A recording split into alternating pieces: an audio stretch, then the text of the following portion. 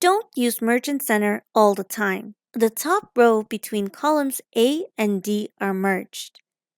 And when you try to select an entire column in your formula, you end up selecting all of the columns that are merged instead of just one column. In this example, we're selecting column A, but the range in the formula appears as A through D. I will show you another way to center your title. Let's remove the merge and center formatting. Click and drag the first row of columns A to D. Click on the arrow in the font group to open the Format Cells pop-up.